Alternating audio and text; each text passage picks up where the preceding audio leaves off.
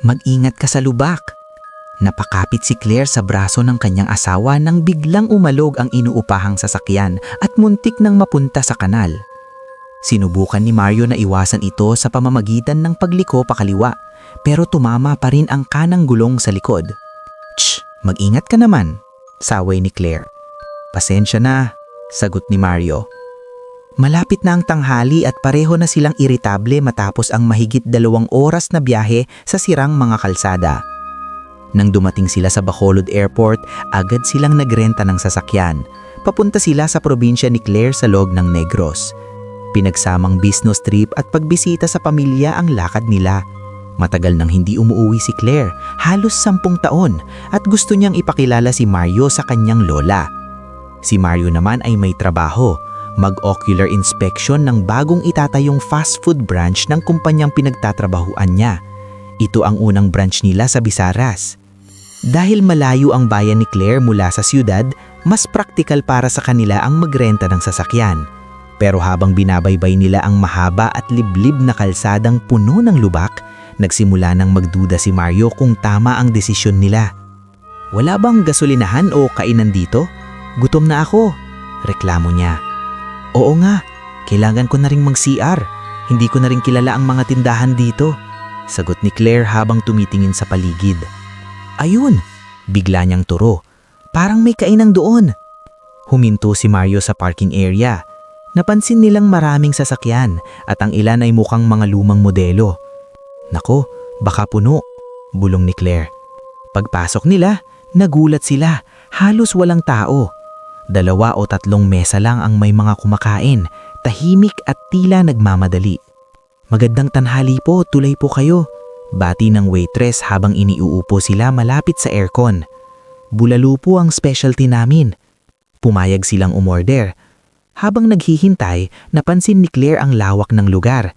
Ang disenyo ay lumang stilong Espanyol, may mga kortinang lace, malalaking kapis na bintana, umiikot na electric fan at sahig na kahoy na makintab sa linis. Ang mga mesa ay yari ng tunay na kahoy, may lace na tablecloth at florera ng bulaklak. "Ang ganda ng restaurant na to.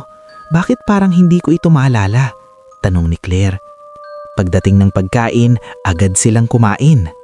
"Grabe, ang sarap nito," sabi ni Mario habang nagdadagdag ng kanin.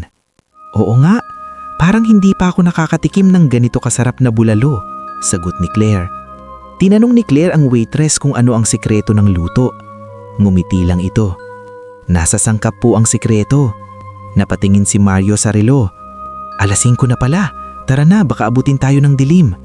Pagkatapos magbayad, na inabot ng matagal, umalis na sila.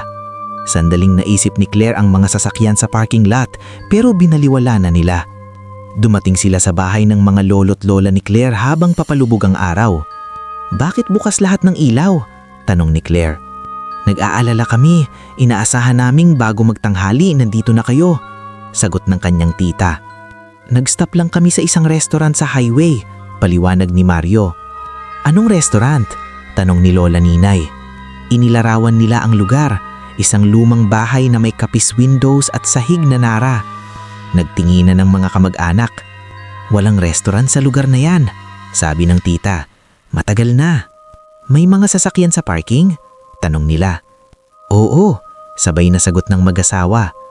"Sus Mariusep Mus, mabuti na lang nakaalis kayo bago dumilim." Ikinwento ni Lola Ninay ang lamatan. May mga nawawalang bisita, karamihan ay taga Manila, na humihinto sa isang misteryosong restaurant. Ang hindi umaalis bago dumilim, hindi na raw muling nakikita. "At ang pagkain?" tanong ni Mario. "Sinasabing ang mga customer ang nagiging sangkap," mahinang sabi lang tita.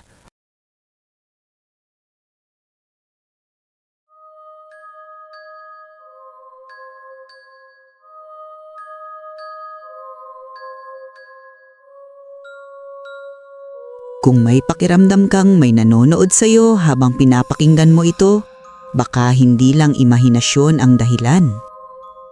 Mag-comment sa ibaba mga habitwin at ibahagi ang inyong kwento. Baka kayo na ang susunod na ma-feature sa aking YouTube channel. Huwag kalimutang mag-like, mag-subscribe at i-hit ang notification bell para sa mas marami pang nakakakilabot na kwento na hango sa totoong pangyayari. Maraming salamat.